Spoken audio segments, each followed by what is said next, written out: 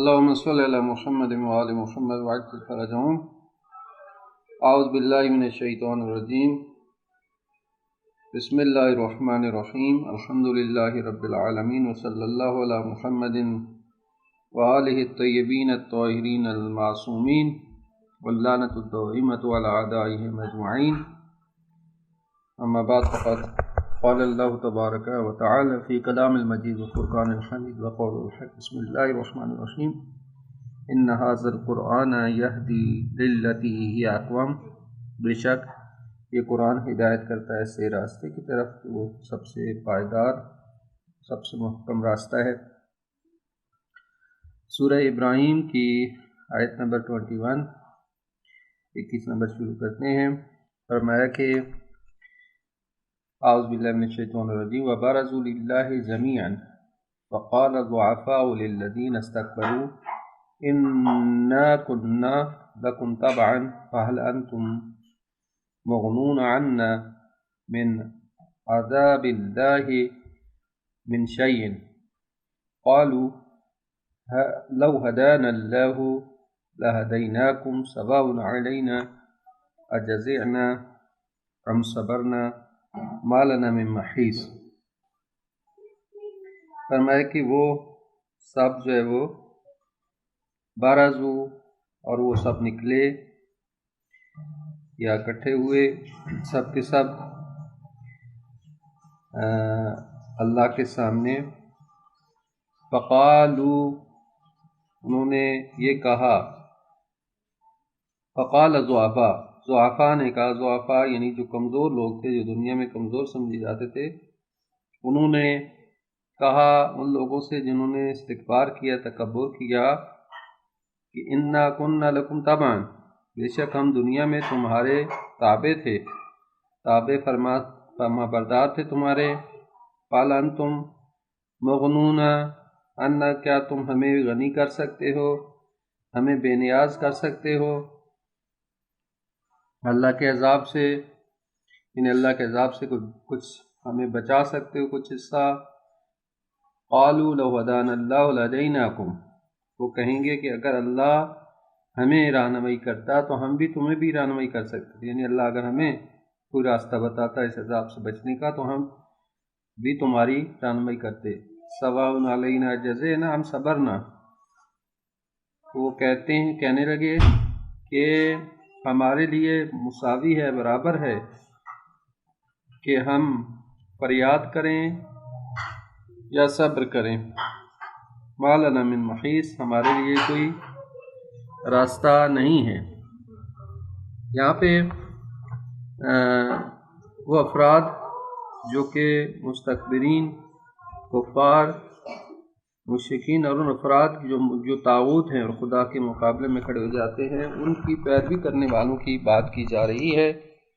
کہ جو مستکبرین اور خدا تعالیٰ کے مقابلے میں کھڑے ہونے والے اور طاغوت کی پیروی میں اپنا دین، دنیا جو ہے وہ گوا دیتے ہیں. تو فرمایا کہ جب یہ لوگ سب کے سب خدا کے سامنے پیش ہوں گے، بارز اللہ یعنی قیامت کے دن،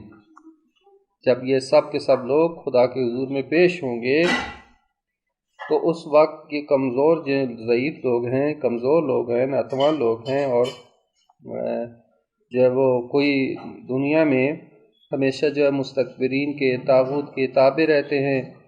اور بلا چون و چرا ان کی باتیں مانتے رہتے ہیں، تو یہ ان اپنے بڑوں سے، اپنے سرداروں سے، اپنے مستکبرین سے، اپنے وڈیروں سے یہ کہیں گے کہ کیا ہم تو دنیا میں تمہارے تابع تھے، ہم تمہارے انڈر رہ کے کام کرتے تھے، جو تم حکم دیتے تھے ہم کرتے تھے، ہم تمہارے تابع فرمان تھے، تو ذرا آج ہمارے لیے کوئی مدد کریں، تو اللہ کے عذاب میں سے ہمارے لیے کچھ حصہ ہٹا دیں، ہم اللہ کے عذاب سے ہمیں بچنے کی کوئی تدبیر بتا دیں. تو وہ کہیں گے کہ ہم خود پھنسے ہوئے ہیں، ہم تمہیں کہاں عذاب سے بچائیں. وہ کہیں گے کہ اللہ اگر ہمارے لیے کوئی راستہ دیتا، راستہ چھوڑ دیتا، ہمیں کوئی جب راستہ پتہ ہوتا اگر اس عذاب سے بچنے کے لیے، تو ہمیں تمہیں بھی بتا دیتے. لیکن ہم بھی تمہاری طرح ہی ہیں، ہمیں بھی عذاب میں دوچار کیا گیا ہے، اور ہم چاہے آؤ فریاد کریں یا صبر کریں، کوئی فرق نہیں ہے، یہ عذاب سے کوئی چھٹکارا ہمارے لیے نہیں ہے، اور ہماری کوئی داد رسی کرنے والا نہیں ہے، اور کوئی ہمارے لیے راہ فرار نہیں ہے۔ تو لہٰذا یہ وہ سر انجام ہے کہ جو نہ فقط مستکبرین، نہ فقط طاغوت کے لیے ہے، بلکہ ان کے تابع لوگوں کے لیے بھی ہے، کہ جو بظاہر تابع ہیں، بظاہر کمزور ہیں، لیکن ان کو حق حاصل نہیں کہ اسی طرح سے بلا چون و چرا ان مستکبرین کی پیروی کریں، ٹھیک ہے۔ تو ضعف، پس ضعف یا ناداری یا کمزور ہونا یہ بہانہ نہیں بن سکتا، یہ بہانہ نہیں ہے کہ ہم جو ہے وہ خدا تعالیٰ کی اطاعت اور فرما برداری سے نکل کر دوسرے لوگوں کی پیروی کرنے لگیں،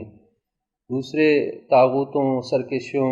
و افراد کی جو کہ خلاف شریعت، خلاف حکم خدا ہمیں حکم دیں، اور ہم کہیں چونکہ ہم کمزور ہیں، ہم ناتوان ہیں، ان کے سامنے کچھ نہیں کہہ سکتے، تو لہٰذا ہم نے ان کے آرڈر پہ چلنا ہے۔ کہ یہ ان تمام افراد کے لیے ہے کہ جو اپنے بڑوں کی اطاعت کرتے ہیں، پیروی کرتے ہیں، فقط دنیا کی خاطر، دنیا کے چند ٹکوں کی خاطر ہر جائز ناجائز کام جو ہے وہ ان کی تابعداری میں انجام دیتے ہیں، تو یہ لوگ جو ہے وہ خدا تعالیٰ کے نزدیک یہ بھی مجرم ہیں، جس طرح کہ ان کے بڑے مجرم ہیں۔ جس طرح کے ظالم ہے، جیسے ایک ظالم جابر حکمران ہو اور اس کے اندر کام کرنے والے وہ ذرا ہیں، اس کے اندر کام کرنے والے دیگر طبقہ ہے، اس کے اندر کام کرنے والے پولیس ہے، فوج ہے، جو بھی ہے، اگر وہ اس ظالم اور جابر حکمران کے تحت فرمان اس کے احکام کو بجا لاتی ہے، تو اس کے پاس کوئی خدا کے حضور میں یہ جواب نہیں ہے قیامت کے دن کہ ہم تو ان کے تابع فرمان تھے، ہم ان کی مرضی کے خلاف بات نہیں کر سکتے تھے، نہیں، ان کے لیے بھی وہی عذاب ہے جو ان ظالم اور جابر حکمرانوں کے لیے عذاب ہے۔ تو لہٰذا اگر فرعون ظالم تھا تو اس کے اندر جتنے وزراء تھے یا جتنے اس کی فوج تھے یا جو بھی ظلم و ستم کرتے تھے، وہ بھی فرعون کے ساتھ معشور ہوں گے۔ فرعون و فرعون صفات جتنے بھی افراد ہیں فرعون کے ساتھ معشور، اگر نمرود ہے اور نمرود کے اندر کام کرنے والے نمرود کے ساتھ معشور ہوں گے۔ اب ان کے لیے یہ نہیں ہے کہ ان کے لیے چھوٹ ہو جائے اور فقط مثلا فرعون کو یا نمرود کو پکڑ لیں، باقی جو کہیں کہ ہم تو ان کے تابع تھے، ہمارے پاس کوئی اختیار نہیں تھا، ہم تو اس کے امور کو انجام دیتے تھے، اس کے احکام کو نافذ کرنے والے تھے، تو لہٰذا ہمیں جو ہے وہ چھوٹ ہو جائے۔ نہیں، کوئی چھوٹ نہیں ہے۔ تو یعنی یہ آیت بیان کر رہی ہے کہ چاہے جو ضعفاء ہیں اور جو مستکبرین اور متکبرین اور طاغوت کے حکم کے مطابق عمل کرتے ہیں، وہ بھی ان کے جرم میں شریک ہیں، اور ان کو برابر کا جو ہے وہ عذاب دیا جائے گا، اور وہ قیامت کے دن اپنے ان بڑوں سے کہیں گے کہ ہمارے لیے کوئی راستہ نکالو، ہم تو تمہارے تابع تھے، تو لہٰذا وہ کہیں گے کہ ہم خود پھنسے ہوئے ہیں، ہم تمہیں کہاں راستہ دیں، ٹھیک ہے، تو ہمارے لیے چاہے ہم چیخیں چلائیں، چاہے صبر کریں، جیسے بھی ہو، ہمارے لیے کوئی جو ہے وہ راستہ نہیں ہے، کوئی بھاگنے کا راستہ نہیں ہے۔ تو لہٰذا یہ چیز توجہ رکھنی چاہیے کہ کبھی بھی دنیاوی مفادات کی خاطر اپنے لیڈروں، سیاسی حکمرانوں، حاکموں، تاجروں، ٹھیک ہے، اور طاغوتوں یا جو بھی افراد جو کہ خلاف شریعت، خلاف حکم خدا چل رہے ہیں، جو ظلم کر رہے ہیں، ان کے انڈر رہ کر ان کے اوامر کی بجا آوری میں کبھی بھی جو ہے وہ دنیا کی خاطر یا اپنے مفادات کی خاطر اپنے ایمان کو نہ بیچے، وگرنہ وہ ان کے ساتھ معشور ہوں گے، ٹھیک ہے۔ تو اس میں فرق نہیں پڑتا کہ کوئی بھی ہو، بس جو بھی حکم الہی کے خلاف چل رہا ہے، آپ چاہے آپ کمزور طبقہ ہیں، ضعیف طبقہ ہیں، تب بھی اگر آپ ان کے حکم کے مطابق چلیں گے تو قیامت کے دن کے ساتھ معشور ہو گئے۔ تو یہ بہت اہم آیت ہے اس حوالے سے کہ تمام افراد کو، تمام رعایا، ٹھیک ہے، رعایا اس وجہ سے خاموش ہو جائے کہ چونکہ آپ ظالم حاکم ہے، حکمران ہے، جابر حکمران ہے، ہم نے تو اسی کے مطابق چلنا ہے جیسے وہ حکم دیں گے، تو اگر وہ اسی کے مطابق چلتے رہیں گے تو کل قیامت کے دن جو ہے وہ ان کے لیے کوئی جواب نہیں ہوگا۔ پھر آگے یہ ارشاد فرمایا آیت نمبر 22 میں کہ وَقَالَ الشَّيْطَانُ لَمَّا قُضِيَ الْأَمْرُ، اور شیطان یہ کہے گا جب کہ فیصلہ ہو چکا ہوگا، یعنی قیامت کے دن جب فیصلہ ہو چکا ہوگا، قضی الامر یعنی فیصلہ تمام ہو چکا ہوگا، تو شیطان کیا کہے گا؟ ان اللہ وعدکم، اب شیطان آ کے یہاں پہ نصیحت کرے گا۔ شیطان کہے گا کہ بے شک اللہ نے تمہیں ایک وعدہ دیا، وعد الحق، اور جو اللہ نے وعدہ دیا تھا وہ حق وعدہ تھا، سچا وعدہ تھا۔ اللہ نے تمہارے ساتھ وعدہ کیا، یقیناً وہ سچا تھا۔ وَوَعَدتُکم، اور میں نے بھی تمہیں ایک وعدہ دیا تھا لیکن میرا وعدہ جھوٹا تھا۔ فَأَخْلَفْتُکم، پس میں نے خلاف کیا، اپنے وعدے کی خلاف ورزی کی۔ وَمَا كَانَ لِي عَلَيْكُمْ مِنْ سُلْطَانٍ، اور میری تمہارے اوپر کوئی زور زبردستی نہیں تھی، میرا تمہارے اوپر کوئی زور نہیں چلتا تھا، میں نے کوئی جبر زبردستی تمہارے ساتھ نہیں کی۔ مَا كَانَ لِي عَلَيْكُمْ مِنْ سُلْطَانٍ، یعنی میرے لیے تمہاری اوپر کوئی جبر نہیں تھا، زبردستی نہیں تھی، میں تو تمہارے اوپر مسلط نہیں تھا کہ زبردستی تم سے کام کرواؤں۔ إِلَّا أَن دَعَوْتُكُمْ فَاسْتَجَبْتُمْ، فرق صرف یہ کہ میں نے تمہیں دعوت دی، تم لوگوں نے قبول کر لی۔ فَاسْتَجَبْتُمْ لی، تم نے میری دعوت کو قبول کر لی، یعنی خدا کے سچے وعدے اور اللہ تعالیٰ کے بہترین وعدے اور سچے وعدے کو چھوڑ کر تم نے میرے جھوٹے وعدے کو قبول کیا اور میری دعوت کو لبیک کہہ دیا اور تم نے عمل کیا۔ تو وہ یہ کہے گا، یعنی شیطان کی قیامت کے دن تقریر کر رہا ہے، فَلَا تَلُومُونِي، بس مجھے ملامت نہ کرو، مجھے برا بھلا نہ کہو، وَلُومُوا أَنفُسَكُمْ، اپنے آپ کو ملامت کرو، اپنے آپ کو برا بھلا کہو کہ تم نے خود ہی میری بات کو قبول کیا اور میری دعوت پہ لبیک کہا اور عمل کیا۔ وَمَا أَنَا بِمُصْرِخِكُمْ وَمَا أَنْتُمْ بِمُصْرِخِيَّ، اور یہ کہے گا کہ نہ میں آج تمہاری فریاد رسی کر سکتا ہوں، اور وَمَا أَنْتُمْ بِمُصْرِخِيَّ، اور نہ تم میری فریاد رسی کر سکتے ہو، یعنی تمہیں بھی عذاب ہوگا، مجھے بھی عذاب ہوگا۔ نہ میں تمہاری فریاد کو پہنچ سکتا ہوں اور تمہیں عذاب سے چھٹکارا دلا سکتا ہوں، اور نہ تم میری فریاد رسی کر سکتے ہو اور مجھے عذاب سے چھٹکارا دلا سکتے ہو۔ انی کفرت بما اشرکتمونی من قبل، اس وقت وہ کہے گا کہ میں بیزار ہوں، میں تم سے بیزار ہوں۔ انی کفرت، بے شک میں نے انکار کیا اس چیز کا کہ اشرکتمونی، کہ جو تم نے مجھے شریک ٹھہرایا اس سے پہلے، کہ تم مجھے جو اللہ کا شریک بناتے تھے اور اللہ کا حکم چھوڑ کے میری باتوں پہ عمل کرتے تھے، تو میں آج تم سے بیزار ہوں اور میں انکار کرتا ہوں اس چیز کا۔ ان الظالمین لہم عذاب علیم، بے شک ظالموں کے لیے دردناک عذاب ہے۔ اب یہ قرآن کریم واضح طور پر بھی یہ بیان کر رہا ہے کہ وہ شیطان، وہ ابلیس، وہ شیطان جس کے وعدوں پر، جھوٹے وعدوں پر عمل کرتے ہوئے انسان اپنی دنیا اور آخرت کو برباد کر دیتا ہے، وہ آخرت کے دن اس طرح سے جو ہے وہ کہے گا کہ مجھے ملامت نہ کرو، اپنے آپ کو ملامت کرو۔ وہ خود چونکہ قرآن نے حقیقت کے ساتھ واضح طور پر یہ بیان کر دیا جگہ جگہ کہ اے لوگو، اے ایمان والو، شیطان تمہارا کھلا دشمن ہے، عدو مبین، اس نے قسمیں کھائی ہیں کہ میں انہیں ضرور پر ضرور گمراہ کروں گا، لاختنکنہ، میں ان کو کی رگے گردن سے پکڑ لوں گا، میں ان کی نفس سانس دینا بند کر دوں گا، لیکن یہ کہ میری زور اور زبردستی نہیں چلتی ان پر، میں فقط کیا کرتا ہوں، شیطان یہ کہ فقط میں ان کو وعدہ دیتا ہوں، میں ان کے اندر وسوسہ ایجاد کرتا ہوں۔ شیطان کا سب سے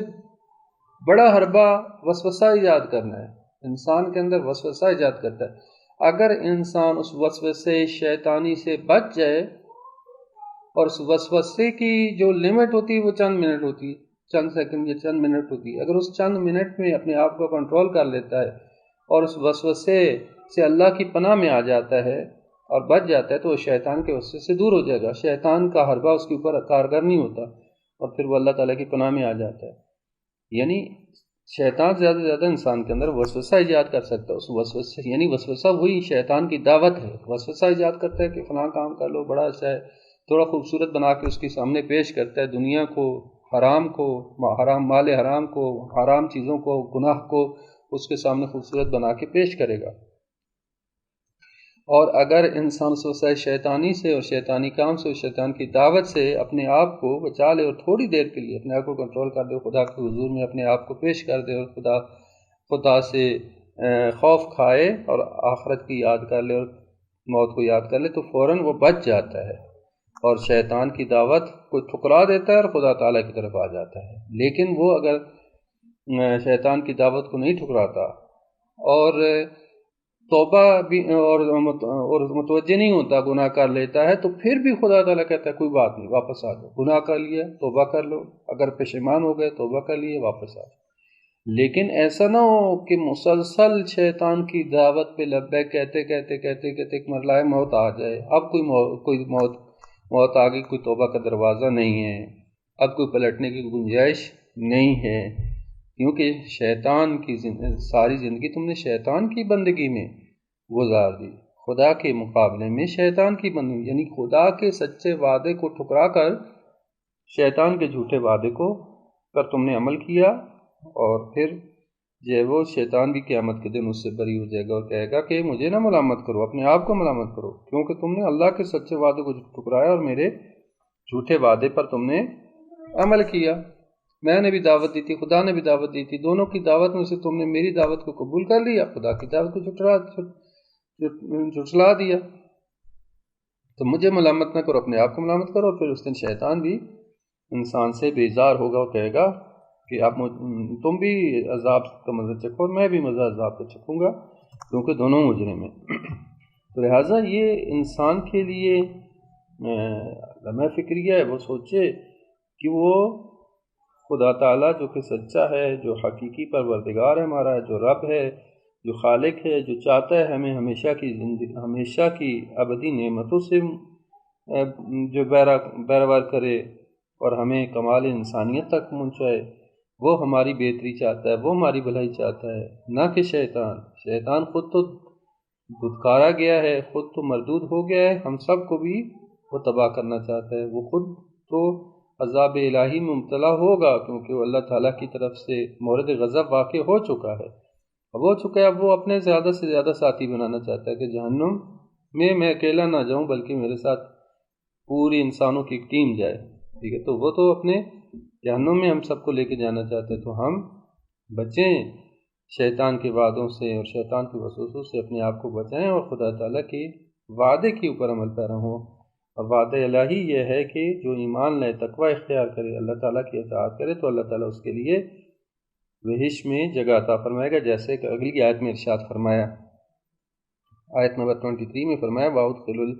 وَأُدْخِلَ الَّذِينَ آمَنُوا وَعَمِلُوا الصَّالِحَاتِ، اور داخل کرے گا ان لوگوں کو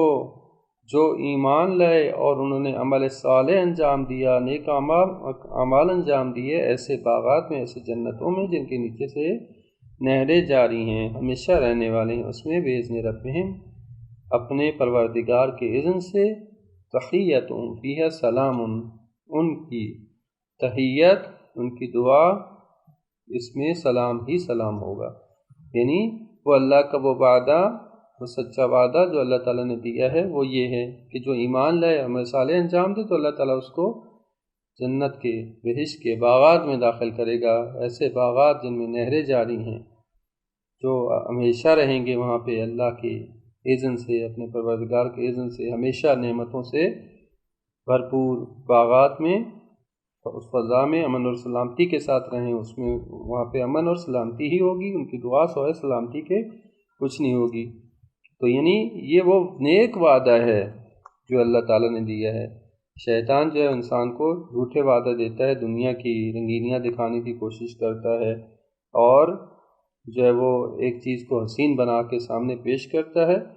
لیکن انسان نہ اس کے ہاتھ میں نہ دنیا آتی ہے نہ آخرت، دنیا اور آخرت دونوں کو گوا دیتا ہے شیطان کے وعدے پہ عمل کر کے۔ پھر اگلی آیت میں ارشاد فرمایا، آیت نمبر 24، أَلَمْ تَرَ كَيْفَ ضَرَبَ اللَّهُ مَثَلًا كَلِمَةً طَيِّبَةً كَشَجَرَةٍ طَيِّبَةٍ أَصْلُهَا ثَابِتٌ وَفَرْعُهَا فِي السَّمَاءِ، فرمایا کیا تم نے نہیں دیکھا کہ اللہ نے کیسی مثال پیش کی ہے، كَيْفَ ضَرَبَ اللَّهُ مَثَلًا، کیسے اللہ نے دی ہے مثال، کس چیز کی؟ کلمۃ طیبہ، کلمہ طیبہ کی، پاکیزہ کلمہ کی، کہ پاکیزہ کلمہ، کلمہ طیبہ کی مثال کا شجرۃ طیبہ، پاکیزہ اور شجرہ طیبہ کی طرح ہے، پاکیزہ درخت کی طرح ہے، کہ اصلھا ثابت، کہ جس کی اصل یعنی جس کی جڑ ثابت ہے، مضبوط ہے، محکم ہے، وفرعھا فی السماء، اور اس کی شاخیں آسمان تک پہنچی ہوئی ہیں، بلند ہیں۔ پھر اگلی آیت میں فرمایا کہ توتی اکلھا کل حین، وہ ہر وقت، ہر موقع پہ، ہر وقت جو ہے وہ اپنے پھل دے رہا ہے۔ توتی اکلھا، وہ اپنے اکل یعنی پھل، اپنے پھل، اپنے ثمرہ دے رہا ہے، کل حین، ہر وقت، باذن ربھا، اپنے رب کے اذن سے، یضرب اللہ الامثال للناس، اللہ تعالیٰ لوگوں کے لیے مثالیں دیتا ہے، لعلہم یتذکرون، شاید کہ وہ سب نصیحت حاصل کریں۔ کلمہ طیبہ، پاکیزہ بات، ٹھیک ہے، جیسے کہ کلمہ طیبہ لا الہ الا اللہ محمد رسول اللہ، یا وہ کلمہ کہ جو کہ ہم پڑھتے ہیں اور جو ہمارے اسلام اور ہمارے ایمان کی علامت ہے، اس کو بھی کلمہ طیبہ کہا گیا ہے، ٹھیک ہے، اور اللہ کی وحدانیت، رسول کی رسالت اور مولا علی کی ولایت کا اعلان کرتے ہیں کہ یہ کلمہ طیبہ پاکیزہ کلمہ۔ لیکن پاکیزہ اس کے عام معنی، عمومی معنی بھی ہو سکتا ہے، کلمہ پاکیزہ بات، ہر وہ بات جو اللہ تعالیٰ کے حکم کے اور اس کے فرمان کے تابع ہو تو وہ پاکیزہ بات ہے۔ پاکیزہ موقف پہ، پاکیزہ اعتقاد کہ جو قول و عمل سے ہوتا ہے، تو اور یہ کلمہ طیبہ ہے وہ کہ پاکیزہ نظام زندگی، دستور حیات، یہ سب پاکیزہ جو ہے وہ کلمہ طیبہ ہے، پاکیزہ ہے، ٹھیک ہے۔ تو اس کی مثال فرمایا شجرہ طیبہ کی طرح ہے، پاکیزہ درخت کی طرح ہے، کہ جس کی اصل یعنی جس کی جڑیں، جس کی بنیادیں محکم ہیں، مضبوط ہیں، اور اس کی فر جو ہے وہ آسمان تک پہنچی ہوئی ہے، یعنی بلند ہے۔ یعنی یہ کلمہ حق، یہ کلمہ توحید جو دلیل کی بنیاد پر، برہان کی بنیاد پر، منطق کے اعتبار سے محکم ہے، اس کے اندر ذرا برابر بھی کوئی کمی موجود نہیں ہے، فطرت کے عین تقاضوں کے مطابق ہے، مضبوط اور محکم بنیادوں پر ہے۔ بالکل اس کی مثال اس طرح سے ہے کہ جس طرح ایک مضبوط درخت ہو جس کی جڑیں گہرائی تک زمین میں ہوں اور مضبوط ہو، اس کو تند و تیز ہوائیں، طوفان اس کو الا نہیں سکتے، اور اس کی شاخیں اور اس کی تنہ بہت بلند ہو۔ یعنی یہ مثال اللہ تعالیٰ نے دی ہے، چونکہ کلمہ طیبہ یعنی جو کہ توحید کا کلمہ ہے، یہ توحید کا کلمہ، رسالت کا کلمہ، ولایت کا کلمہ، چونکہ بالکل پاکیزہ ہے، تو لہٰذا یہ انتہائی مضبوط ہے، انتہائی محکم ہے، اور یہ ہر طرف پھیلے گا اور پھیلا ہوا ہے، جو انسان کو بلندیوں کی طرف لے کے جاتا ہے، جس کی شاخیں بہت بلند ہیں، جو انسان کو کمال کی طرف لے کے جا سکتا ہے، بلندیوں کی طرف لے کے جا سکتا ہے، اور انسان کو جو ہے وہ اسمائے سعادت کے راستے پہ لے کے جا سکتا ہے، لہٰذا یہ مضبوط اور محکم ہے۔ تو اور اسی طرح سے یہ شجرہ طیبہ ائمہ معصومین علیہم السلام ہے۔ قرآن کریم میں دو طرح کے شجرہ بیان کیے، ایک شجرہ طیبہ ہے، ایک شجرہ خبیثہ ہے۔ شجرہ طیبہ جو ہے وہ رسول خدا اور ائمہ رسول خدا کا شجرہ، اور ان کے بعد ائمہ معصومین علیہم السلام کا وہ شجرہ، وہ پاکیزہ نسل ہے کہ جو اسلام کی آبیاری کا باعث بنی، اسلام کی مضبوطی کا باعث بنی، اور یہ درخت مضبوط تنہ، مضبوط شاخیں، اور جو ہے وہ یہ جس نے اسلام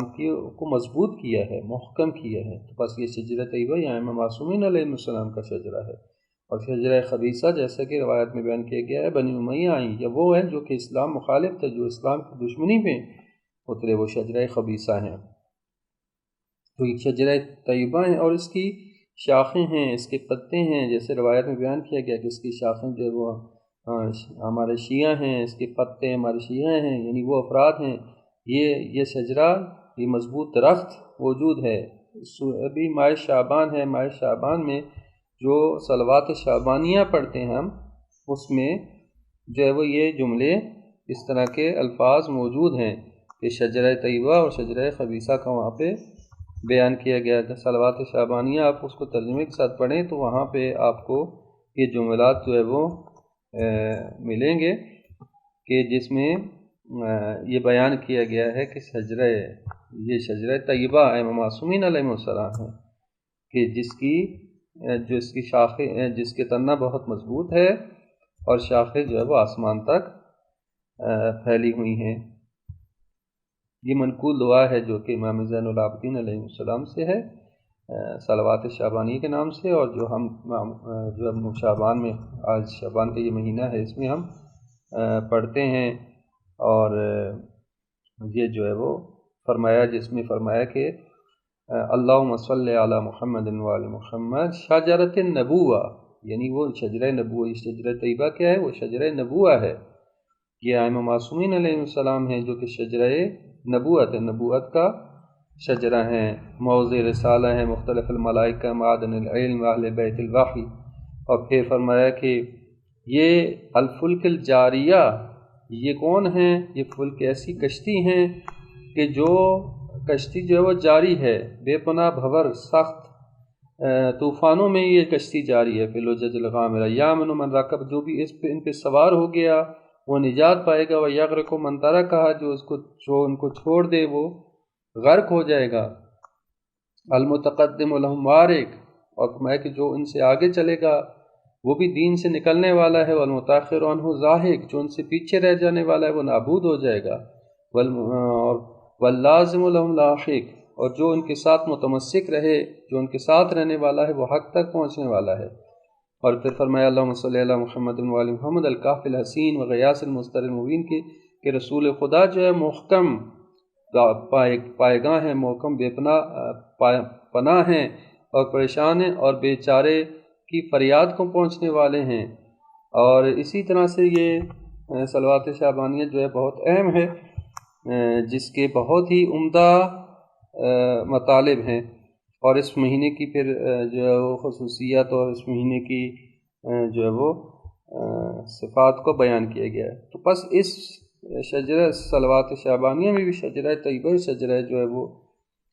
شجرہ نبوت جو ہے وہ ائمہ معصومین، یہ شجرہ طیبہ یعنی وہ شجرہ نبوت ہیں جو کہ اہل بیت علیہم السلام ہیں، اور اس کی شاخیں ہیں، اس کے تنے ہیں، اس کی شاخیں آسمان تک پھیلی ہوئی ہیں۔ تو یہ ہمارے لیے باعث اعزاز ہے، یہ باعث فخر ہے کہ ہم اہل بیت علیہ السلام کے اس شجرہ طیبہ اور شجرہ پاکیزہ درخت سے متمسک ہیں، اور اس طرح سے جو ہے وہ ہم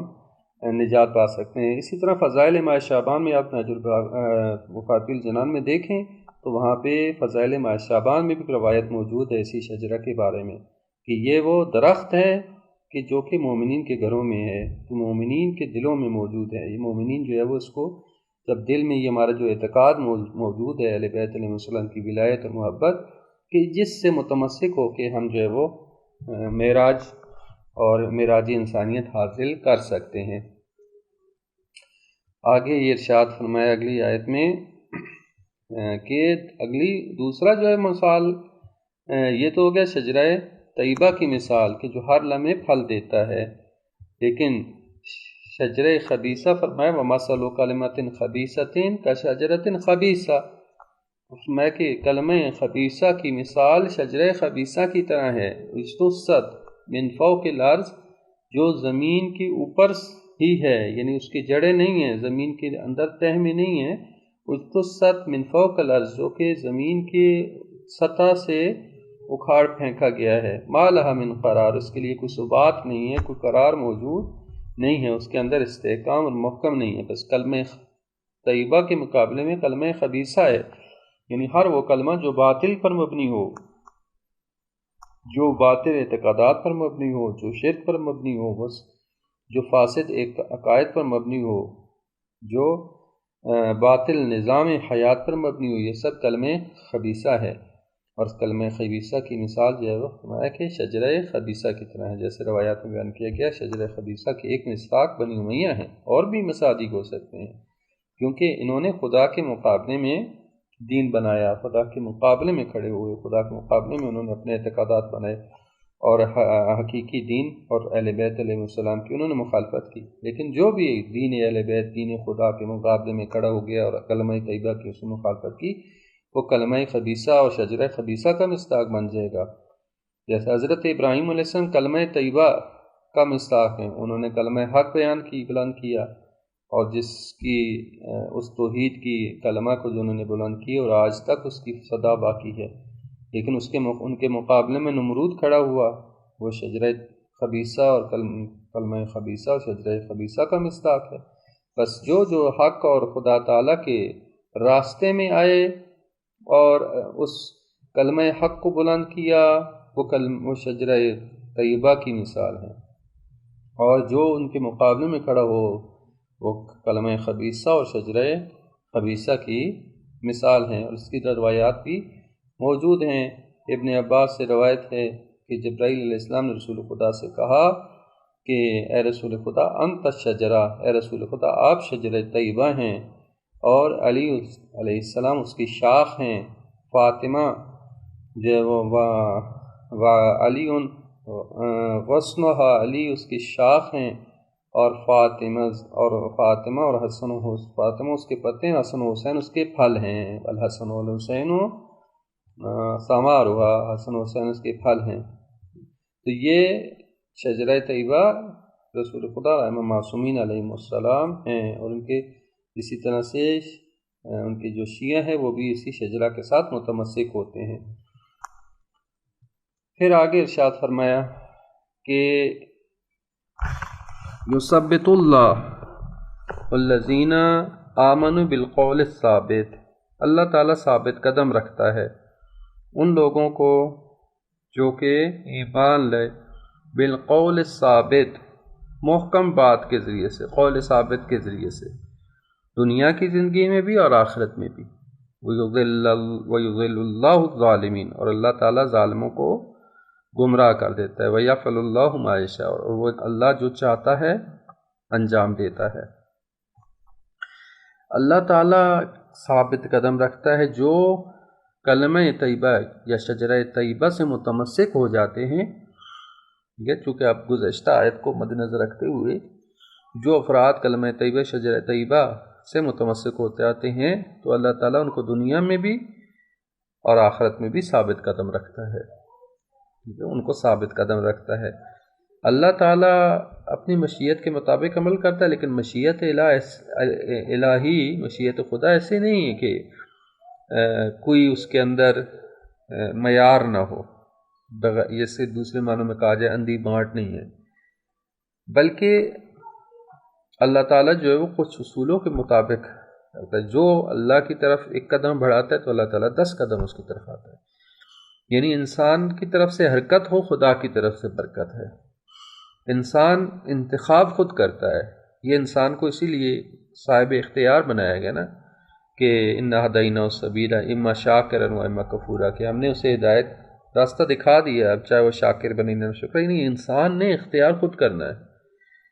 اس نے خود چوز کرنا ہے کہ کلمہ طیبہ کا انتخاب کرنا ہے یا کلمہ خبیثہ کا، شجرہ طیبہ سے متمسک ہونا ہے کہ شجرہ خبیثہ سے متمسک ہونا ہے، انتخاب خود کرنا ہے۔ اب انتخاب جب وہ کر لیتا ہے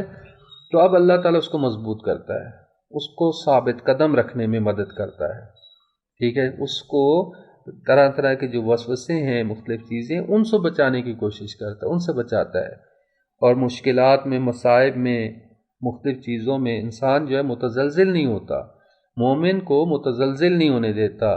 کہ کہیں وہ ادھر ادھر نہ چلا جائے۔ یہ اللہ تعالیٰ جو ہے انسان کے لیے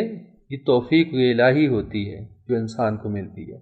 اب دیکھیں جتنا جتنا ہم اہل بیت سے محبت کرتے ہیں، متمسک ہوتے ہیں، اتنا اتنا ہمارے اندر صبر آتا ہے، اتنا ہمیں تحمل آتا ہے، ہم سختیاں آتی ہیں، مشکلات آتی ہیں، پریشانیاں آتی ہیں، لیکن ہم تحمل کرتے ہیں کس لیے؟ کیونکہ وہ محبت ہمیں جوڑے رکھتی ہے، دور نہیں ہونے دیتی۔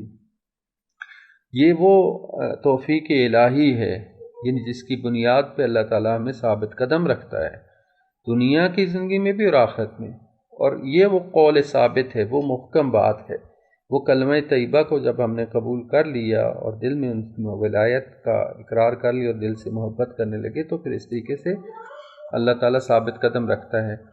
روایت کے مطابق ابن عباس سے روایت ہے کہ یثبت اللہ الذین آمنوا بالقول ثابت سے مراد ولایت امیر المومنین علی علیہ السلام ہے، کہ علی ابن ابی طالب کی ولایت پر ثابت قدم رہنا یہ قول ثابت ہے، یعنی قول ثابت سے مراد مولا علی علیہ السلام کی ولایت ہے۔ اور اسی طرح سے ایک اور روایت ہے، عبد الرحمن ابن عوف راوی ہیں کہ وہ کہتے ہیں کہ میں نے اپنے غلام سے کہا کہ میں تجھے ایک حدیث بتا دیتا ہوں اس سے پہلے قبل کہ اس کے کہ یہ حدیث باطل باتوں میں مخلوط ہو جائے، کہ رسول خدا نے ایسے میں نے یہ سنا ہے کہ رسول خدا نے فرمایا کہ انا شجرہ، میں درخت ہوں، فاطمہ اس کی فر ہے، فاطمہ یعنی اس کی شاخ ہیں، علی جو ہے وہ اس کی علی لکا ہوا، علی وارداری کا ذریعہ ہے، اور حسن و حسین اس کے پھل ہیں، اور وہ محبوہم، اور ان کے محبت کرنے والے، ان سے محبت کرنے والے میری امت میں سے اس کے پتے ہیں۔ ثم قال ہم فی جنت عدن، پھر رسول خدا نے فرمایا کہ خدا کی قسم جس نے مجھے مبعوث پہ رسالت کیا ہے وہ سب جنت عدن میں ہوں گے۔ یہ خوبصورت حدیث یہ بتا رہی ہے کہ اللہ تعالیٰ جو ہے وہ اس کلمہ طیبہ کا اقرار کرنے اور اس ولایت کا اقرار کرنے والوں کو پھر اس پر ثابت قدم رکھتا ہے اس کے ساتھ، تاکہ محکم رہیں، اور پھر اس درخت کے ساتھ متمسک ہوتی ہوئی شجرہ طیبہ سے متمسک ہوتے ہوئے بہشت میں چلے جائیں۔ تو یہ دنیا اور آخرت کی سعادت کا باعث ہے۔ پھر آگے اگلی آیت میں ارشاد فرمایا الم تر الی الذین بدلوا نعمت اللہ کفرا وحلوا قومهم دار البوار، فرمایا کیا آپ نے نہیں دیکھا ان لوگوں کو کہ جنہوں نے اللہ کی نعمت کو ناشکری سے بدل دیا اور اپنی قوم کو ہلاکت کے گھر میں اتارا۔ احلوا قومهم، اپنے قوم کو دوچار کر دیا، دار البوار یعنی بوار ہلاکت کے گھر سے، یعنی ہلاکت کے گھر میں اتار دیا۔ اگلی آیت میں فرمایا جہنم یصلونہا بئس القرار، وہ دار البوار کیا ہے، ہلاکت کا گھر کیا ہے، فرمایا وہ جہنم ہے کہ جس میں وہ ڈالے جائیں گے، جس میں وہ جھلسیں گے، وبئس القرار، اور بدترین ٹھکانہ ہے یہ۔ اور اگلی آیت بھی اسی سے مربوط ہے وجعلوا للہ اندادا، ان کا جرم کیا ہے، فرمایا کہ وہ انہوں نے قرار دیا اللہ کے لیے اندادن، اللہ کے ہمسر، اللہ کے شریک قرار دیے، لیضلوا عن سبیلہ، تاکہ وہ راہ خدا سے گمراہ کریں، اس کے راستے سے، اللہ کے راستے سے لوگوں کو گمراہ کریں۔ قل تمتعوا، ان سے کہہ دو کہ تم فائدہ اٹھا لو، لطف اٹھا لو، یعنی دنیا کی مختصر زندگی کا فائدہ اٹھا لو، فإن مصیرکم الی النار، بے شک تمہارا ٹھکانہ، تمہاری بازگشت ہے وہ جہنم کی طرف ہی ہے۔ تو آپ نے یہاں پہ ان آیات میں یہ بیان کیا کہ کچھ لوگ ایسے ہیں جو اللہ تعالیٰ کی دعوت اور اللہ تعالیٰ کے احکام کے مقابلے میں کھڑے ہوتے ہیں، اور اللہ تعالیٰ کی نعمت کو انہوں نے تبدیل کر دیا، نعمت کو کفر میں بدل دیا۔ اللہ کی نعمت توحید ہے، اللہ کی نعمت رسول خدا کی رسالت ہے، اللہ کی نعمت جو ہے وہ قرآن ہے، جیسے کہ قرآن کریم بیان فرماتا ہے لقد من اللہ علی المؤمنین اذ بعث فیہم، اللہ تعالیٰ نے احسان کیا ہے، منت جتائی ہے اللہ تعالیٰ۔ اللہ تعالیٰ کی عظیم نعمتیں، ان نعمتوں میں سے سب سے بڑی نعمت یہ ہے کہ اللہ تعالیٰ نے رسول خدا کو مبعوث فرمایا ہے، یہ سب سے بڑی نعمت ہے۔ اسی طرح سے اللہ کی نعمت یہ ہے کہ اللہ نے قرآن نازل کیا، اللہ کی نعمت یہ ہے کہ اللہ نے ہمیں ائمہ معصومین جیسے عظیم امام عنایت فرمائے ہیں، اللہ کی نعمت یہ ہے کہ اللہ نے ہمیں مسلمانوں کے گھر پیدا کیا۔ یہ وہ تمام نعمتیں، ان تمام باقی مادی نعمتوں سے بڑھ کر یہ معنوی نعمتیں اہمیت رکھتے ہیں۔ تو اگر ان نعمتوں کی قدر نہ کی جائے اور ان نعمتوں کو کفر میں بدل دیا جائے، یعنی ان نعمتوں کو ناشکری کی جائے، تو انسان جو ہے وہ آہستہ آہستہ ہلاکت کی طرف چلا جاتا ہے۔ فرمایا کہ ایسے لوگ بھی ہیں جنہوں نے اللہ کی نعمتوں کی قدر نہیں کی اور ان نعمتوں کو کفر میں بدل دیا، اور نہ فقط خود بلکہ پوری اپنی قوم کو جو ہے وہ اس کفران نعمت کے نتیجے میں تباہی کے دہانے پہ لے گئے، تباہی کے گھر میں انہوں نے جھونک دیا۔ تو یعنی وہ افراد کے جو نہ فقط یہ کہ خود جہنم میں جائیں گے، بلکہ اپنے جتنے افراد تابعین ہیں، جن افراد جو ان کے تابع ہیں، ان کو بھی جہنم کا باعث بن، اس لیے فرمایا گیا کہ قو انفسکم واہلیکم نارن، کہ اے اہل ایمان، ایمان والو، اپنے آپ کو، اپنے گھر والوں کو اس آگ سے بچاؤ کہ جس کا ایندھن لوگ اور پتھر ہوں گے۔ یعنی انسان کی اپنی صرف ذمہ داری نہیں ہے اپنی، بلکہ اپنے ساتھ اپنے بچوں، اپنی بیوی بچوں، اپنی فیملی کی بھی ذمہ داری ہے کہ اپنے آپ کو بھی بچاؤ ہلاکت سے۔ کچھ ایسے لوگ ہیں کہ نہ فقط یہ کہ خود جو ہے وہ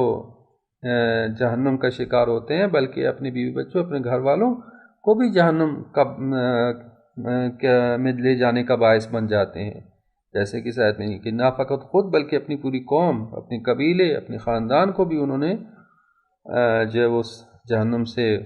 ہلاکت کے گھر سے دوچار کیا ہے۔ اور اس میں کہ ایسا نہ ہو کہ لہٰذا اللہ کی نعمت کو کفر میں بدلنا۔ مثال کے طور پر ہمارے اگر ہم دوسروں کی بات نہ کریں، اپنی ہی بات کریں، ہمارے شیعوں میں سے کچھ ایسے افراد بھی ہیں کہ جو اللہ کی نعمت، یعنی امام معصومین، ولایت امام معصومین علیہ السلام سے بڑھ کر کوئی نعمت ہو سکتی ہے، امام حسین سے بڑھ کر نعمت ہو سکتی ہے،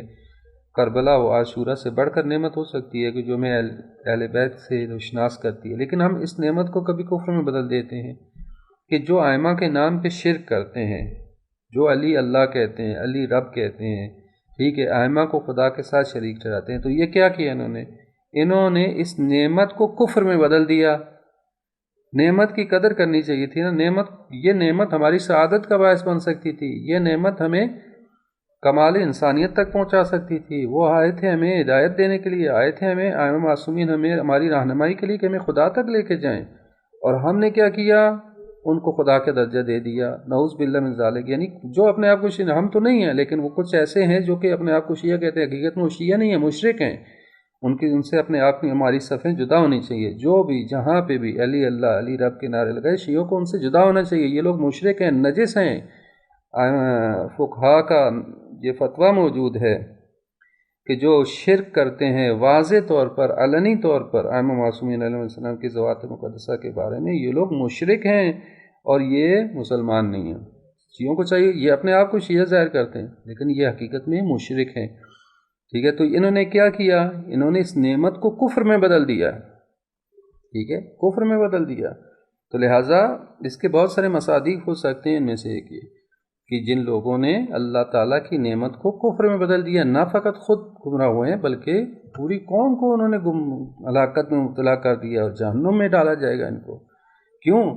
انہوں نے کیا کیا؟ جعلوا للہ اندادا، اللہ کے ند بنا دیے، اللہ کے ہمسر، اللہ کے شریک بنا دیے انہوں نے۔ اور نہ فقط یہ کہ وہ خود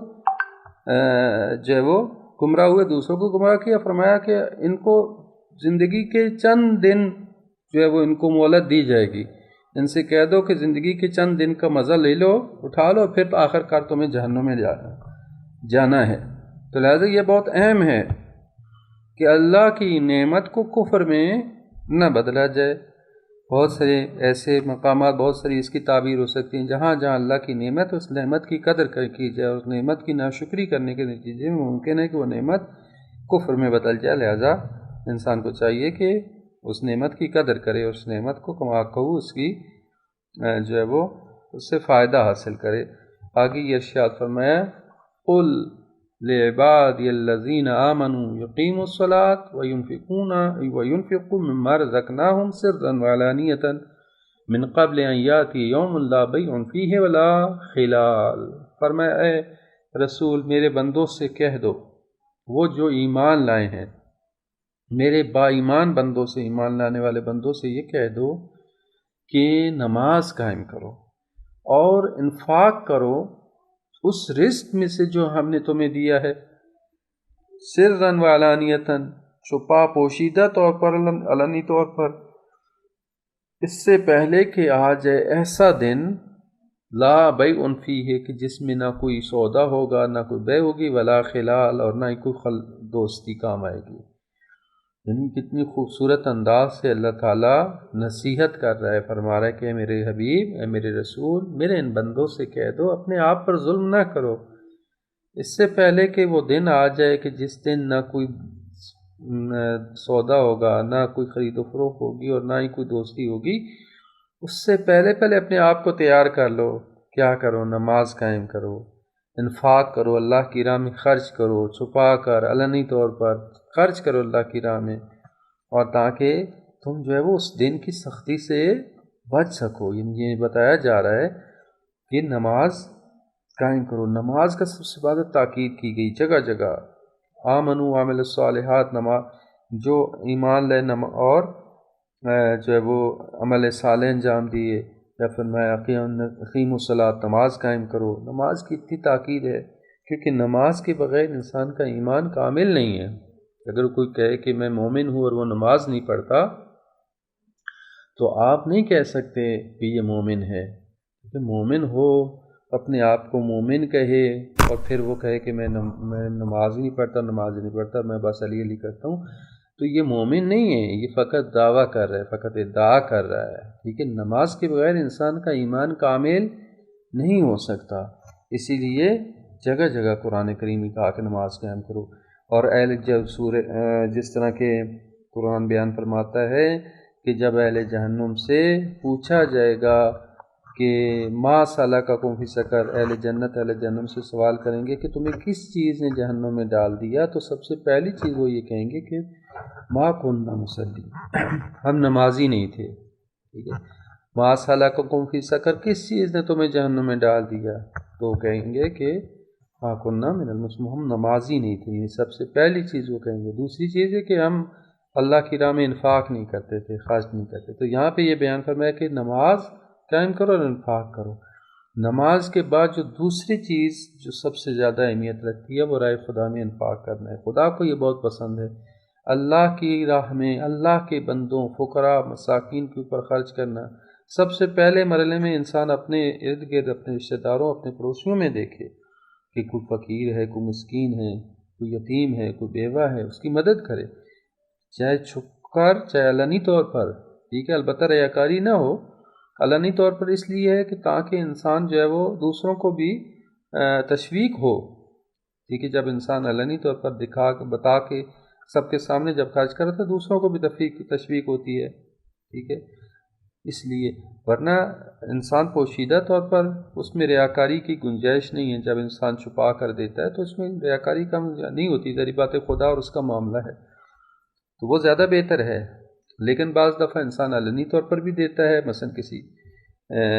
یتیم خانے کو، کسی ادارے کو آپ جو انفاق کرتے ہیں دیتے ہیں تاکہ دوسروں کو بھی تشویق ہو، اور دوسرے بھی کسی مسجد میں دیتے ہیں، کسی مسجد کو بنانے کے لیے، کسی ممبرگاہ کو بنانے کے لیے. تو یہ اس لیے دیتے ہیں علنی طور پر تاکہ دوسروں کو بھی تشویق ہو. آپ کا مقصد یہ نہیں ہوتا کہ ریاکاری کرنا. لیکن زیادہ تر جو شخصی کسی کو مدد کرنی ہوتی ہے کوشش کی جائے کہ چھپا کر دی جائے تاکہ اس کی بھی عزت نفس محفوظ رہے اور آپ کی عمل میں بھی ریاکاری نہ ہو. اور اس کا ثواب ہے. جب آپ کسی شریف فیملی، کسی محتاج فیملی کی مدد کرتے ہیں تو پوشیدہ طور پر مدد کریں تاکہ ان کی عزت نفس محفوظ رہے. اور اللہ تعالیٰ کو یہ چیز بہت پسند ہے، انفاق کرنا اللہ کی راہ میں. جو اللہ تعالیٰ نے تمہیں رزق دیا اس انفاق کو. کہتے ہیں اس سے پہلے کہ ایسا دن آ جائے کہ کوئی اس میں، قرآن کریم بیان فرماتا ہے کہ مرنے والے کی آخری خواہش کیا ہوگی. ہم کہتے ہیں نا مرنے، جیسے کسی کو پھانسی دی جاتی ہے تو کہا جاتا ہے کہ آپ کی آخری خواہش کیا ہے. تو کہ جب جس کی موت سامنے آئے گی نا، اس کی موت جب سامنے آئے گی تو اس کی آخری خواہش کیا ہوگی. قرآن بیان کرتا ہے کہ اے لوگو جو ایمان لائے ہو، انفقوا مما رزقناکم، تم اللہ کی راہ میں انفاق کرو اس سے پہلے، من قبل ان یاتی احدکم الموت، اس سے پہلے کہ تم میں سے کسی کی موت آ جائے. فیقول، پس وہ یہ کہے، رب لولا اخرتنی الی اجل، پروردگار میری اس مدت کو، کاش میری اس موت کو تھوڑی دیر کے لیے تاخیر میں ڈال دیتا تو میں کیا کرتا. آخری خواہش کیا ہوگی اس کی؟ تو اگر تھوڑی دیر کے لیے میری موت کو تاخیر میں ڈال دیتا، فاصدق، تو میں صدقہ کرتا، میں خیرات کرتا، وَأَكُن مِّنَ الصَّالِحِينَ، اور میں صالحین میں سے ہو جاتا. یعنی آخری خواہش جو ایک مرنے والی کی وہ یہ ہے کہ اگر خدایا تم میری موت کو تھوڑا سا تاخیر میں ڈال دے تو میں اللہ کی راہ میں انفاق کروں، تیری راہ میں صدقہ کروں، تیری راہ میں انفاق کروں، تیری راہ میں خیرات کروں. تو یہاں پہ بھی یہ بیان کر رہے کہ ایمان لانے والوں سے یہ کہہ دو کہ نماز قائم کرو اور اللہ کی راہ میں انفاق کرو، اس سے پہلے کہ ایسا وہ وقت آ جائے، وہ دن آ جائے کہ اس کے بعد کوئی خرید فروخت معاملہ نہیں رہے گا، کوئی دوستی کام نہیں آئے گی اس وقت، اور پھر انسان جو ہے وہ محتاج محض ہے، اس کے بعد اس کے لیے کوئی راہ نہیں رہے گی. تو یہاں تک کافی ہے، انشاءاللہ آگے پھر بڑھیں گے اگلے درس میں۔ اللہ تعالیٰ ہم سب کو قرآن کریم کو سمجھنے اور اس پر عمل پیرا ہونے کی توفیق عطا فرمائے اور دنیا و آخرت کی سعادت سے بہرہ مند فرمائے۔